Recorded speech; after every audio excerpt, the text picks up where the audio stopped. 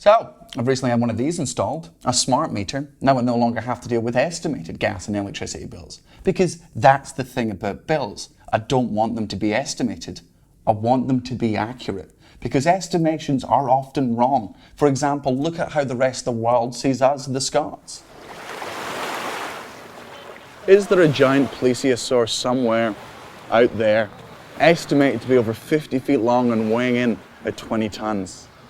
No, because that's not Loch Ness. But if we were to go further north to Loch Ness, would we be any closer to the mythical beast, Nessie?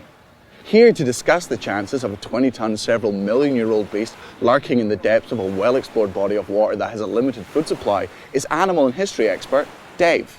Dave? Is it possible? No, mate. Inconclusive, I think we can all agree. But why would the Scots push this blatantly impossible idea that brings in an estimated 1 million tourists every year to an often empty part of the country? It's almost as if some of us want the tourists out of the big city so they can spend their money in an often overlooked beautiful part of the country. I guess it'll always remain a mystery. Is that her? That's a boat. Yeah.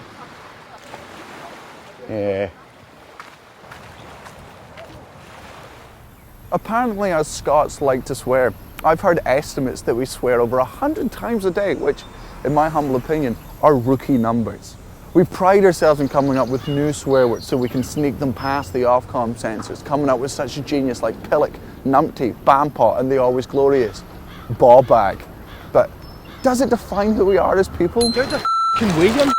I will f***ing deck you. Can we just do that again? I was born with bleach blonde hair, but as I've gotten older, it's gotten steadily and steadily darker. But still, at least once a day on Twitter, I'll get called ginger, which puts me in a difficult predicament. I either don't correct them and they go on assuming I am ginger, or I do correct them and they think I'm ashamed of being ginger, which I'm not. Like most of the struggles in the Western world, it's one that I'm not part of.